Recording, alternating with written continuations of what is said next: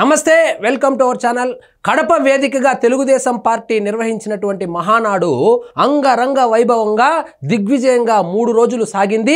3వ రోజు నారా లోకేష్ గారు సభను ఉద్దేశించి మాట్లాడడం జరిగింది.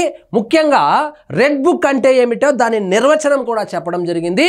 రెడ్ బుక్ అంటే ఏమో కాదు, డాక్టర్ బాబాసాహెబ్ అంబేద్కర్ రాసినటువంటి రాజ్యాంగాన్ని అమలు చేసే ప్రక్రియలో ఎవరైనా ఆటంకాలు సృష్టిస్తే వాళ్ళను శిక్షించేదే ఈ రెడ్ బుక్. అసాంఘిక కార్యక్రమాలు చేసే వాళ్ళను శిక్షించేదే ఈ రెడ్ బుక్. అంతకు మించి ఏం లేదు.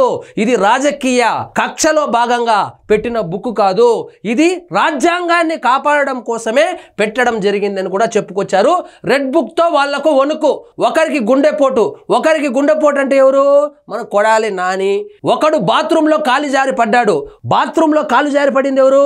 మన పెద్దిరెడ్డి రామచంద్రారెడ్డి. ఇంకొకడు ఏమయ్యాడో అందరికీ తెలుసు. ఇంకొకడు ఎవరంటే వల్లభనేని వంశీ దాదాపు 2 నెలలుగా జైల్లో దగ్గుకుంటూ తుమ్ముకుంటూ తిరుగుతా ఉన్నాడు. సో అతను ఇంకొకడు ఏమయ్యాడో అందరికీ తెలుసు అని ఆయన్ని ఉద్దేశించి చెప్పినట్లు తెలుస్తుంది. రెడ్ కలర్ చూసినా వాళ్లకు నిద్ర పట్టడం లేదు. రెడ్ బుక్ అంటే ఎర్ర బుక్కు, ఎర్ర పుష్పము, దాంట్లో తినుబండారాలు రాసుకుంటా ఉన్నాడు అని చెప్పి కామెడీ చేసినటువంటి కొడాలి నాని, వల్లభనేని వంశీ పరిస్థితి ఏమైందో మీరంతా చూశారు కదా. రెడ్ బుక్ తన పని తాను చేసుకొని వెళ్తుంది. ఇప్పుడు చూడండి, రెడ్ బుక్ అంటే అంబేద్కర్ రాజ్యాంగాన్ని అమలు చేయడమే.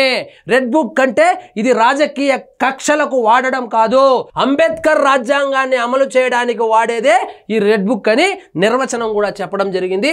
దాని నుంచి ఎవరు తప్పించుకోలేరు.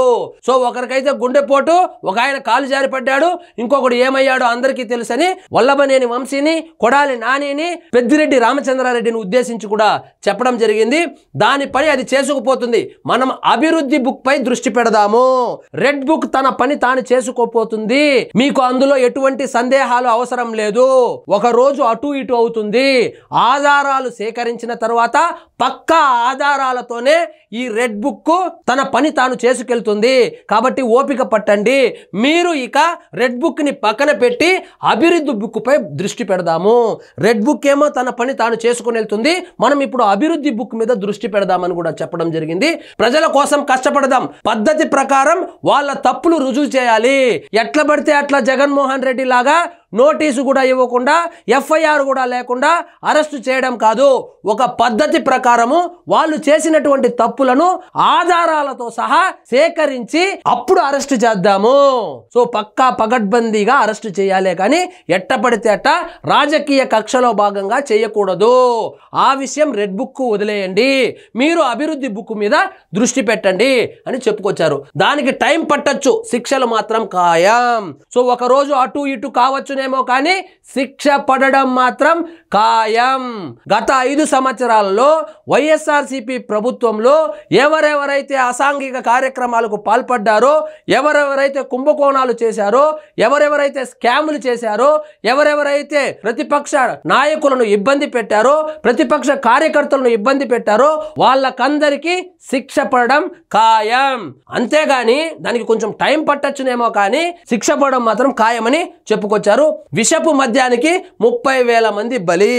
ఇప్పుడు ఆంధ్రప్రదేశ్లో మద్యం కుంభకోణం సంచలనంగా మారింది కదా. ఆ మద్యం కుంభకోణానికి సంబంధించి 1,00,000 కోట్ల రూపాయలు క్యాష్ ట్రాన్సాక్షన్స్ చేసి దాదాపు 18,000 కోట్ల రూపాయల కుంభకోణం ఏదైతే జరిగిందో ఆ కుంభకోణానికి దాదాపు 30,000 మంది బలి అయిపోయారు. ఆ కల్తీ మద్యం తాగి, ఆ కల్తీ సారాయి తాగి, ఆ రంగురంగుల జే బ్రాండ్ తాగి దాదాపు 30,000 మంది బలి అయిపోయారు.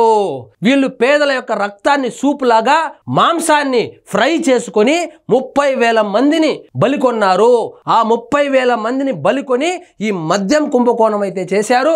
ఈ మద్యం కుంభకోణంలో దాదాపు 18,000 కోట్ల రూపాయల కుంభకోణం అయితే జరిగిందని కూడా చెప్పుకొచ్చారు. మోదీ, పవన్ అన్న, చంద్రన్న జెండాలు పక్కన పెట్టి కలిసి పనిచేశారు.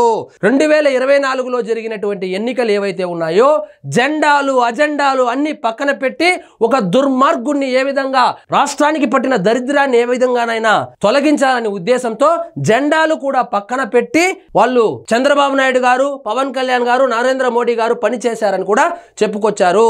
విడాకులుండవు, రాసి పెట్టుకోండి. రాష్ట్రం బాగుపడాలంటే కలిసి ఉండాల్సిందే. మేము మీరు అనుకున్నట్లు విడిపోయేదేం లేదు. మా పొత్తు మా ఎన్డీఏనే 2029లో కూడా పోటీ చేయబోతున్నాం. విడాకులు ఉండదు, కలిసి పని చేయాలి. అది ఒక్కటే మార్గము. జగన్మోహన్ రెడ్డి అనేటువంటి ఒక భూతాన్ని, రాష్ట్రానికి పట్టిన దరిద్రాన్ని తొలగించాలంటే మేము కలిసి కట్టుగా ఉండాలి. మేము కలిసి కట్టుగానే ఉంటాము, కలిసే ముందుకెళ్తామని కూడా చెప్పుకొచ్చారు. ప్రాణాలను పణంగా పెట్టి పోరాడే పసుపు సైన్యమే మన బలం. కడప బహిరంగ సభలో మంత్రి లోకేష్ స్పష్టీకరణ.